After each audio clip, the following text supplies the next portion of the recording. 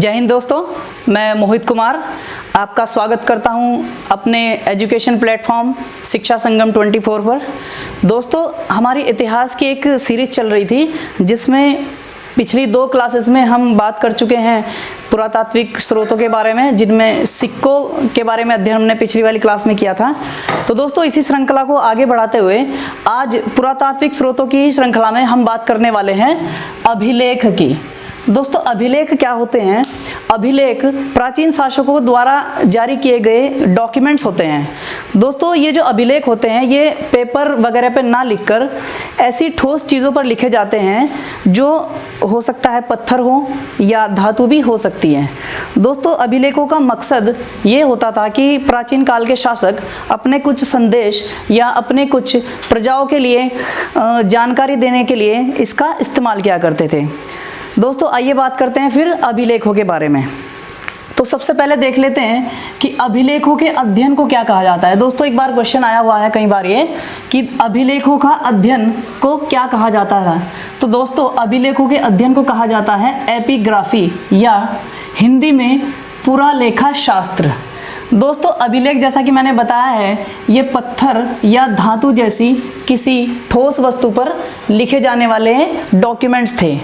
तो दोस्तों, अगर बात की जाए तो सबसे पुराना अभिलेख जो हमें प्राप्त हुआ है, तो दोस्तों सबसे पुराना अभिलेख अभी तक का जो प्राप्त हुआ है दोस्तों वो है बोगाजकाई अभिलेख। दोस्तों, ये बोगाजकाई अभिलेख कहाँ है?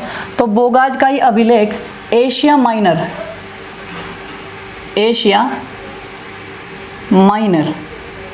स्थान पर प्राप्त हुआ है। दोस्तों, ये एशिया माइनर तुर्की का क्षेत्र है, जहाँ पर आजकल तुर्की है, या और भी स्पेसिफाई करके अगर बात किया जाए तो आजकल सीरिया देश जिस जगह पर है उसी क्षेत्र को एशिया माइनर या मध्य एशिया के रूप में जाना जाता है। दोस्तों, ये बोगाजकाई जो अभिलेख है ये लगभग 1400 ईसा पूर्व की तिथि का माना जाता है। दोस्तों, बोगाजकाई अभिलेख का इम्पोर्टेंस इसलिए भी है क्योंकि इसी अभिलेख में उल्लेख किया गया है वैदिक देवताओं का, जिनमें मुख्य हैं इंद्र, वरुण, मित्र और नासत्य। दोस्तों, इन्हीं 4 देवताओं का उल्लेख हमारे वैदिक साहित्य में भी मिलता है। दोस्तों, इस बोगाजकाई अभिलेख में क्या वर्णन है? 1400 ईसा पूर्व बोगाजकाई क्षेत्र में यानी कि एशिया माइनर के कुछ शासकों के बीच एक समझौता हुआ, एक संधि हुई, और उस संधि के दौरान इन 4 देवताओं को ही साक्षी के रूप में माना गया था, और साक्षी के रूप में इन 4 देवताओं का उल्लेख बोगाजकाई अभिलेख में किया गया है। दोस्तों, आगे चलकर हम देखेंगे, जब हम वैदिक सभ्यता पढ़ेंगे आगे चलकर हम देखेंगे कि इस अभिलेख के आधार पर ही मैक्स मूलर जी ने आर्यों का मूल निवास या जो जहाँ से वे आए थे उनका ओरिजिन इसी मध्य एशिया को माना है। क्योंकि वैदिक सभ्यता में जो देवताओं के उल्लेख हमें मिलते हैं, जिन देवताओं के नाम हमें मिलते हैं, वही देवताओं के नाम इंद्र, वरुण, मित्र और नासत्य बोगाजकाई अभिलेख में मिलते हैं। दोस्तों, इसके अलावा अगर बात की जाए तो भारतीय इतिहास में अभिलेखों में सबसे प्राचीन अभिलेख मौर्य सम्राट अशोक के माने जाते हैं, क्योंकि उससे पहले अभिलेखों का इतनी जानकारी हमें नहीं मिलती। इससे पहले हड़प्पा सभ्यता में हमें अभिलेखों की जानकारी मिली थी, लेकिन आपको पता है अब वो अभिलेख अभी तक पढ़े नहीं जा सके हैं। उसका कारण ये है कि हड़प्पा सभ्यता या सिंधु घाटी सभ्यता की जो लिपि थी वो भाव चित्रात्मक थी और उसे अभी तक डिकोड करने में सफलता हासिल नहीं हुई है। तो दोस्तों, आगे बात करते हैं अशोक के अभिलेख की।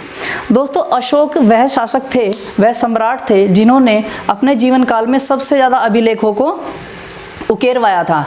और यहाँ तक कि इतिहासकारों का मानना यह भी है कि अगर अशोक के अभिलेख प्राप्त नहीं होते तो अशोक और मौर्य साम्राज्य का जो इतिहास है वो अधूरा ही रहता। तो दोस्तों, इस बात से भी हम अंदाज़ा लगा सकते हैं कि अशोक के अभिलेख इतिहास लिखने में कितने महत्वपूर्ण हैं। तो दोस्तों, आइए अशोक के अभिलेखों के बारे में बात करते हैं, थोड़ा सा जानने की कोशिश करते हैं। दोस्तों, अशोक के जो अभिलेख प्राप्त हुए हैं वो लगभग 40 प्लस हैं, 40 या 45 के आसपास हैं अगर देखा जाए मुख्य रूप से, और बहुत सारे स्थानों से वो प्राप्त हो चुके हैं। तो दोस्तों अशोक के अभिलेख की अगर लिपि के बारे में बात की जाए कि अशोक के अभिलेख किस लिपि में हैं, तो दोस्तों मुख्य रूप से अशोक के अभिलेख 3 लिपियों में मौजूद हैं। पहली लिपि है दोस्तों ब्राह्मी लिपि। ब्राह्मी लिपि आप जानते हैं दोस्तों, ब्राह्मी लिपि से ही भारत की अधिकतर भाषाओं का प्रादुर्भाव हुआ है, अधिकतर भाषाओं का विकास हुआ है। दोस्तों दूसरी लिपि है खरोष्टी लिपि।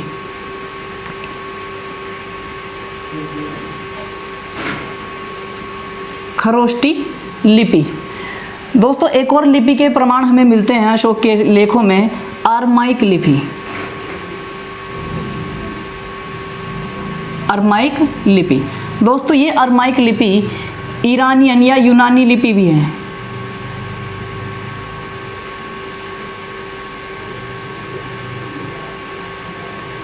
ईरानी लिपि भी है।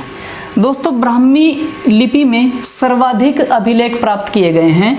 भारत में जितनी भी हमें अभिलेख मिले हैं वो ज़्यादातर ब्राह्मी लिपि में ही हैं। दोस्तों खरोष्टी लिपि में ज़्यादा अभिलेख नहीं मिले हैं, लेकिन खरोष्टी लिपि आज के जो पश्चिमोत्तर भारत का स्थान है वहाँ पर मिला है, जैसे पाकिस्तान। और अरमाइक लिपि सिर्फ ईरान में मिली है। एक अभिलेख इसका मिला है कंधार में,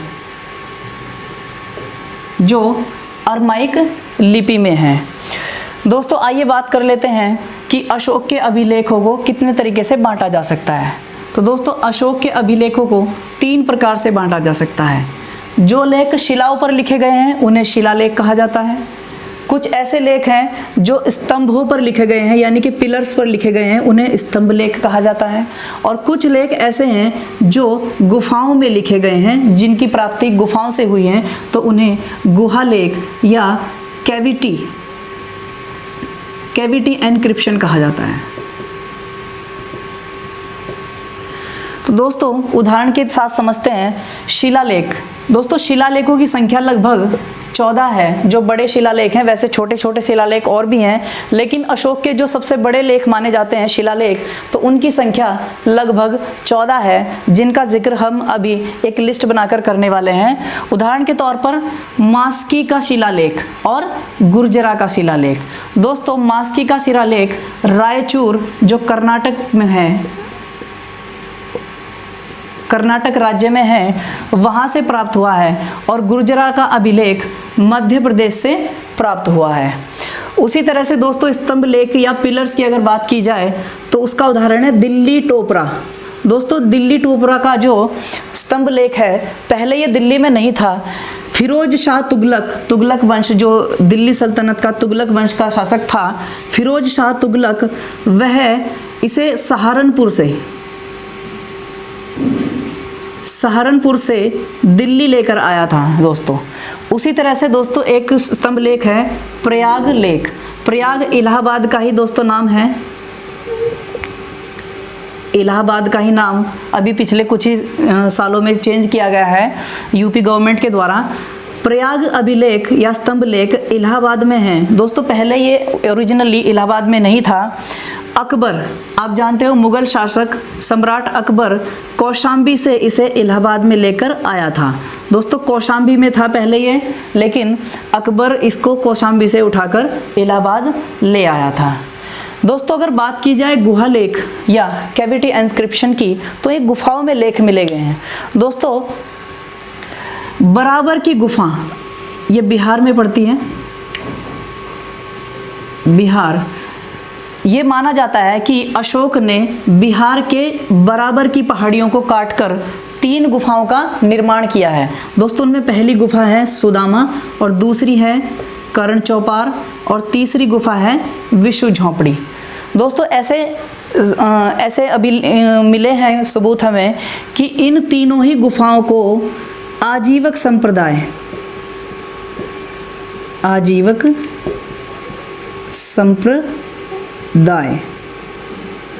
के लोगों को अशोक ने दान कर दिया था। तो दोस्तों इनके बारे में बात करने के बाद हम देखते हैं इम्पॉर्टेंट अशोक के अभिलेख कौन कौन से हैं और उनमें कौन कौन सी जानकारियाँ दी गई हैं। तो दोस्तों हम बात कर रहे हैं अशोक के शिलालेखों की। तो कुछ इंपॉर्टेंट शिलालेख हैं अशोक के जिनसे अक्सर क्वेश्चन पूछा जा सकता है। आइए थोड़ा उनके बारे में बात कर लेते हैं।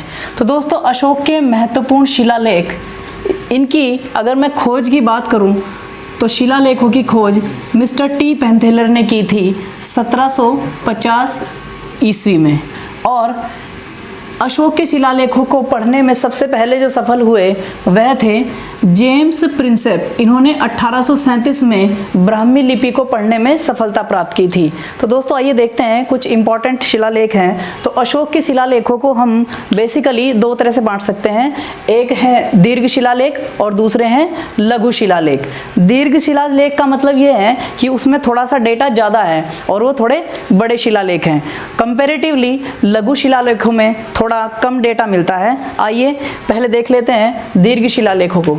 तो दोस्तों दीर्घ शिलालेख लगभग ये है, पहला शिलालेख धौली से मिला है। दोस्तों धौली ये उड़ीसा के पुरी स्थान पर स्थित है और इस शिलालेख में पशुवध की निंदा की गई है। अशोक के द्वारा पशुवध की निंदा की गई है।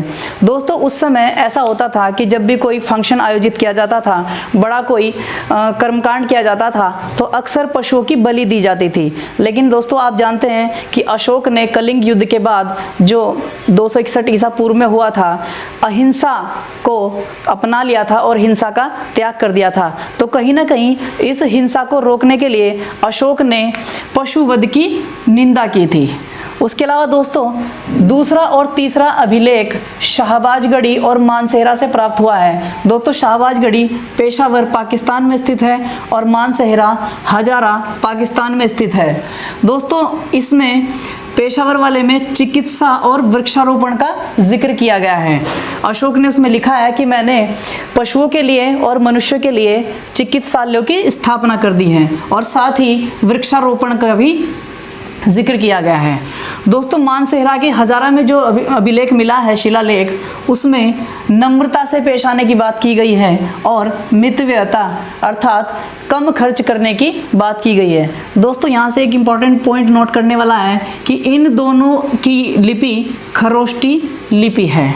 इसके अलावा दोस्तों उत्तराखंड की जीके के हिसाब से बहुत इंपॉर्टेंट है कालसी का शिलालेख, जो देहरादून जिले में उत्तराखंड में स्थित है। उत्तराखंड में स्थित है।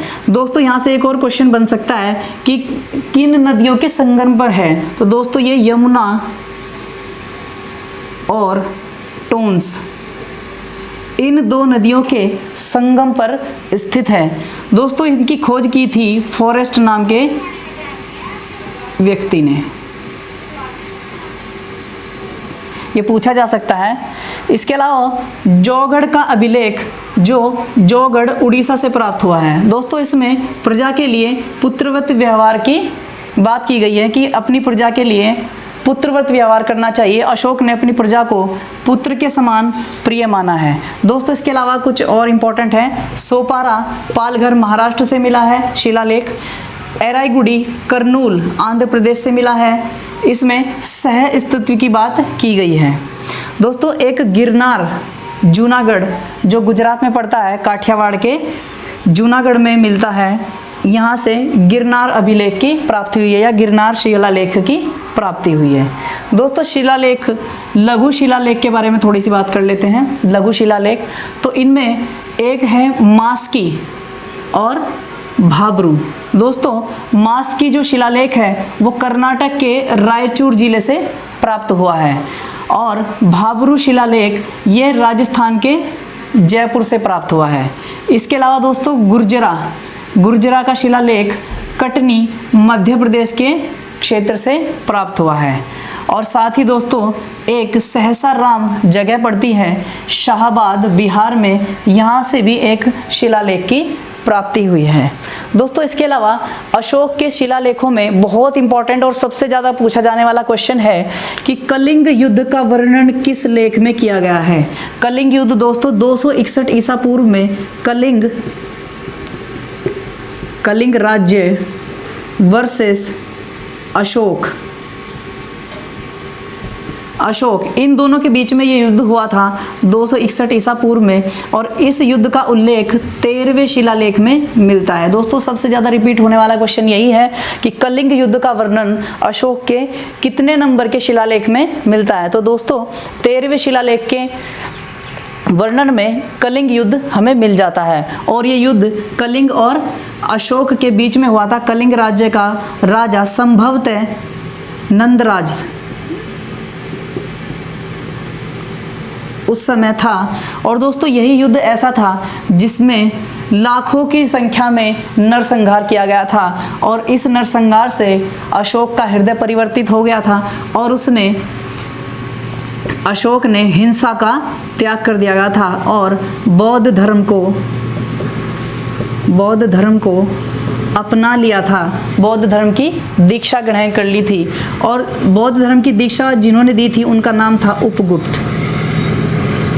दोस्तों उपगुप्त नाम के विशेषज्ञ द्वारा, जो बौद्ध धर्म के महागुरु थे, जो उस समय बौद्ध धर्म के व्यक्ति थे, उन्होंने बौद्ध धर्म में अशोक को दीक्षित किया था। इसके अलावा दोस्तों ये अशोक के शिलालेख और अभिलेखों के बारे में कुछ छोटी छोटी बातें थी। एक बार सारे आप इन्हें ध्यान से पढ़ लेना, इनमें से क्वेश्चन अक्सर बन जाता है। दोस्तों इन शिलालेखों के अलावा भी भारत में बहुत सारे लेख हैं, बहुत सारे अभिलेख हैं जिनकी प्राप्ति हुई है। एक एक करके ज़रा उन पर भी नज़रें मार लेते हैं, वे कौन कौन सी हैं। तो देखिए, आइए देखते हैं अन्य अभिलेख कौन कौन से हैं। दोस्तों अशोक के शिलालेखों के बारे में बात करने के बाद आइए देखते हैं कुछ और भी इम्पॉर्टेंट अभिलेख प्राप्त हुए हैं जिनसे क्वेश्चन एग्जाम में ज़रूर बन जाता है। तो दोस्तों आइए देखते हैं अन्य महत्वपूर्ण अभिलेख। दोस्तों इन अभिलेखों में बहुत ही इम्पॉर्टेंट अभिलेख है हाथी गुम्फा अभिलेख। दोस्तों हाथी गुम्फा अभिलेख ऐसा अभिलेख है जो कलिंग राजा खारवेल से संबंधित है। कलिंग राजा खारवेल से संबंधित हैं। दोस्तों ये उड़ीसा राज्य में मिला है, और इसमें कुछ दो इम्पॉर्टेंट बातें हैं जिनसे क्वेश्चन पूछा जाता है। पहली बात कि ये तिथि रहित अभिलेख है। तिथि रहित अभिलेख,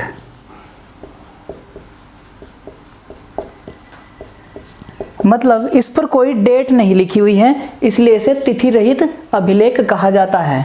दोस्तों एक और क्वेश्चन बनता है यहाँ से कि इसमें भारतवर्ष नाम का पहली बार उल्लेख मिला है। पहली बार भारतवर्ष नाम का उल्लेख मिला है। दोस्तों इसके अलावा दूसरा अभिलेख के बारे में अगर बात करें तो ये है जूनागढ़ का अभिलेख। दोस्तों जूनागढ़ अभिलेख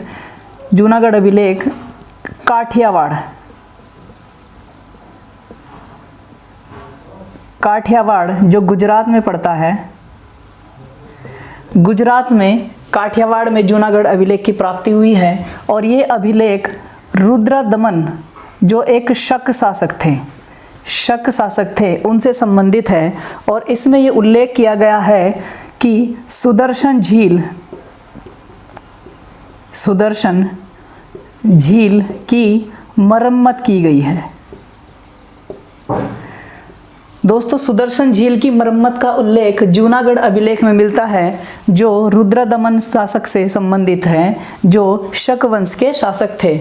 दोस्तों यहाँ एक शब्द आया है सुदर्शन झील, इसके बारे में एक और क्वेश्चन पूछा जा सकता है कि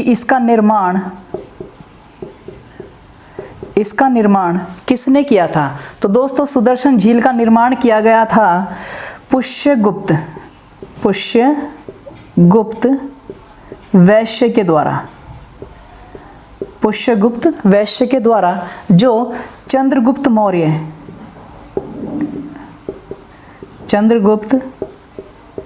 मौर्य के ही गवर्नर थे।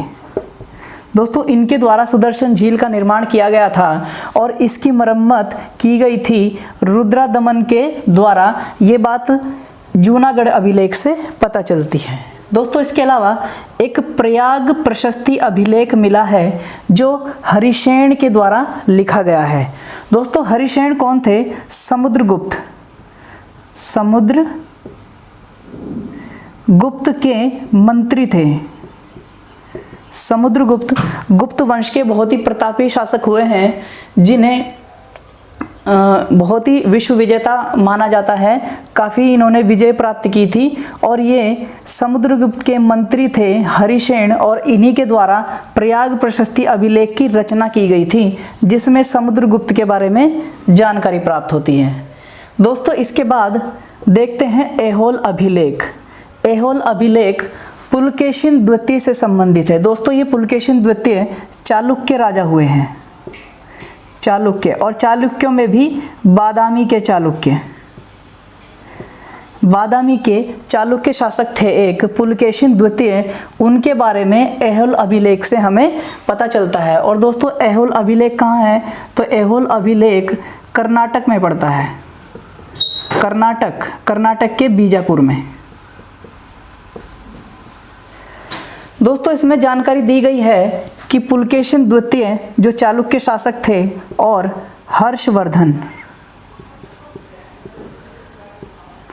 हर्षवर्धन के बीच संघर्ष हुआ था, उसकी जानकारी ऐहोल अभिलेख से प्राप्त होती है।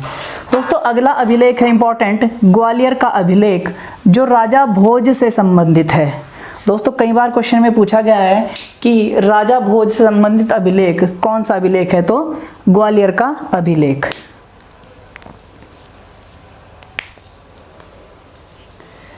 दोस्तों ग्वालियर का अभिलेख राजा भोज से संबंधित है और ये प्रतिहार शासक थे, प्रतिहार। इसके अलावा मथुरा अभिलेख के बारे में बात की जाए तो मथुरा अभिलेख चंद्रगुप्त द्वितीय या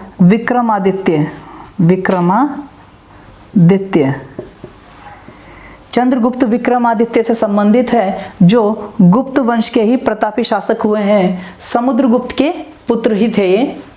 इसके अलावा मेहरौली स्तंभ लेख के बारे में अगर बात की जाए तो दोस्तों ये भी चंद्रगुप्त द्वितीय से संबंधित ही है, और इस अभिलेख में चंद्रगुप्त विक्रमादित्य की दिग्विजयों का उल्लेख किया गया है, जो उन्होंने 7 विजय प्राप्त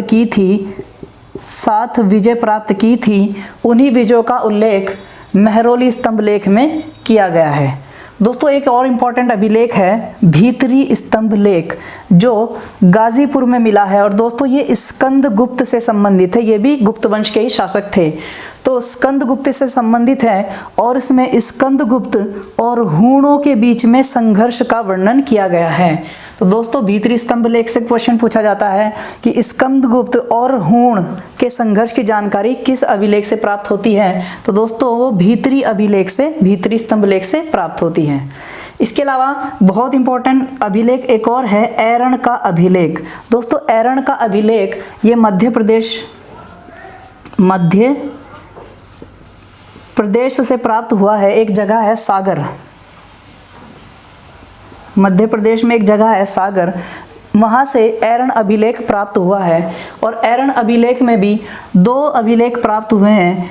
पहला है बुद्धगुप्त से संबंधित अभिलेख, और इस अभिलेख में विष्णु मंदिर और नरसिंह मंदिर का उल्लेख मिलता है। दोस्तों दूसरा अभिलेख है भानुगुप्त से संबंधित, और यहाँ से एक बहुत ही इंपॉर्टेंट क्वेश्चन बनता है सती प्रथा का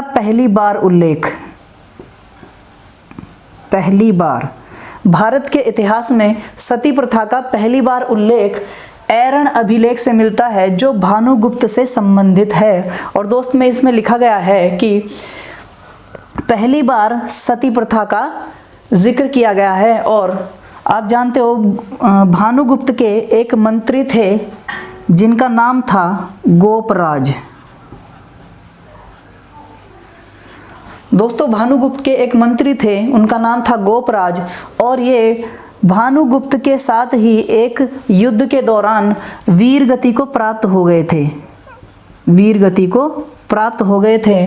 और इनके वीरगति प्राप्त करने के बाद इनकी जो पत्नी थी, उन्होंने सती प्रथा के अनुसार अपने आप को इनके साथ चिता में जिंदा जला दिया था। दोस्तों यह पहली बार सती प्रथा का उदाहरण माना जाता है भारत के इतिहास में। पहला उदाहरण। तो दोस्तों इतने अभिलेखों से अगर हम पढ़ लेंगे तो हमारा पूरा का पूरा संभावना है कि एग्जाम में यहीं से क्वेश्चन बन जाएगा। दोस्तों, इससे अगली क्लास में हम आपके सामने और कुछ पुरातात्विक साक्ष्यों के बारे में अध्ययन करके सीधे साहित्यिक स्रोतों पर आ जाएंगे। तब तक के लिए धन्यवाद। और इससे पहली 2 और वीडियो अपलोड की जा चुकी हैं, 2 और क्लासेस हैं जो भारतीय इतिहास के बारे में हैं। आपसे रिक्वेस्ट है कि उन्हें ज़रूर देख लीजिएगा। और उसके बाद आइए मिलते हैं अगली क्लासेस में। धन्यवाद। इस वीडियो को ज़्यादा से ज़्यादा लाइक कीजिए, शेयर कीजिए और कमेंट ज़रूर कीजिए। थैंक्स।